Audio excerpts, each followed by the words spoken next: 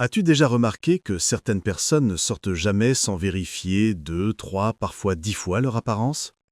Le col bien ajusté, les chaussures brillantes, le parfum parfaitement dosé, comme si chaque détail de leur tenue racontait une histoire.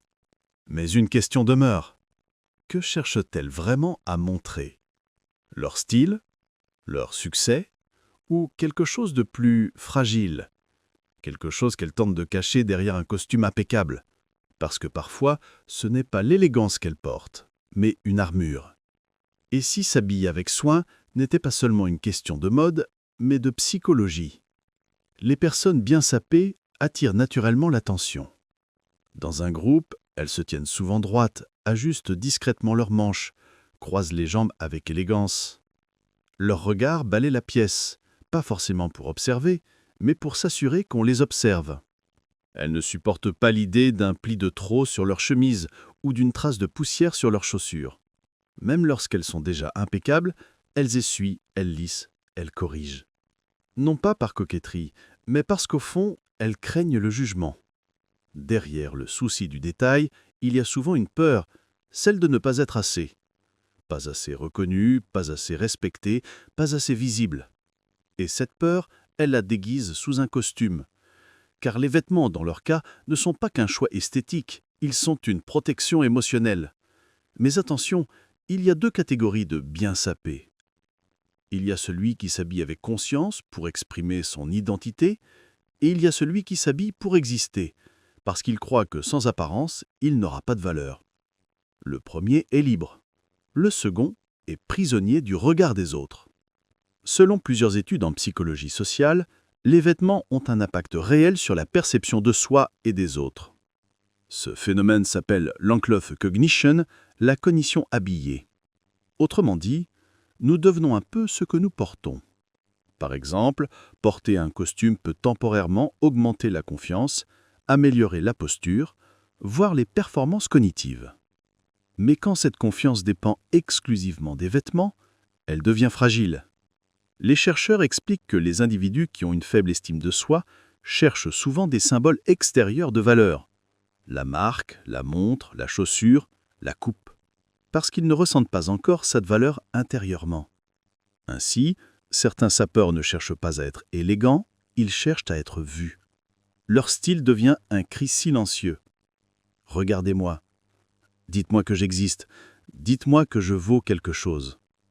Mais à l'opposé, les vrais riches, ceux qui n'ont plus rien à prouver, sont souvent simples. Pas à négliger, non. Simplicité propre. Élégance tranquille. Parce que leur valeur ne dépend plus du vêtement, mais de leur présence. Regarde autour de toi. Dans une salle, un restaurant, ou même à l'église. Tu verras deux types de beauté. Celle qui crie et celle qui chuchote. Celui qui crie avec ses habits, souvent, veut attirer la lumière. Celui qui chuchote, lui, est déjà lumière. Il n'a pas besoin d'en faire trop. Sa confiance ne se porte pas, elle se ressent. Et parfois, quand tu regardes bien, tu vois ce petit geste. Le sapeur qui ajuste son col pour la 5e fois, qui regarde son reflet dans la vitre du bus, qui essuie une tache invisible sur ses chaussures. Ce sont des gestes de contrôle, mais derrière, il y a une angoisse silencieuse. Suis-je à la hauteur?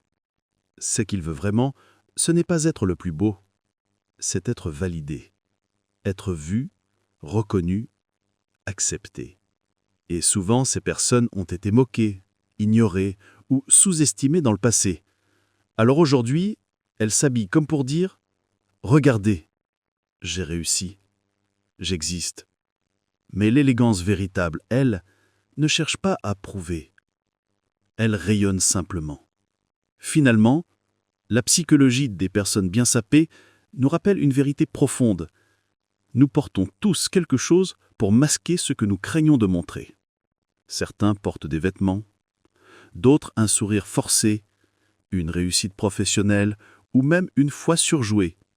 Mais la vraie beauté, la vraie élégance, c'est quand l'extérieur reflète enfin l'intérieur. Quand ton habit n'est plus ton armure, mais ton prolongement. Quand tu n'as plus besoin de te justifier ni de prouver. Alors la prochaine fois que tu croises quelqu'un toujours tiré à quatre épingles, ne le juge pas. Regarde plutôt l'histoire qu'il essaie de cacher sous ses plis. Et demande-toi, et moi, qu'est-ce que j'essaie de cacher sous ma propre apparence? Si cette réflexion t'a touché, abonne-toi pour continuer à explorer la psychologie silencieuse des comportements humains. Parce que parfois, derrière un simple vêtement, se cache toute une âme.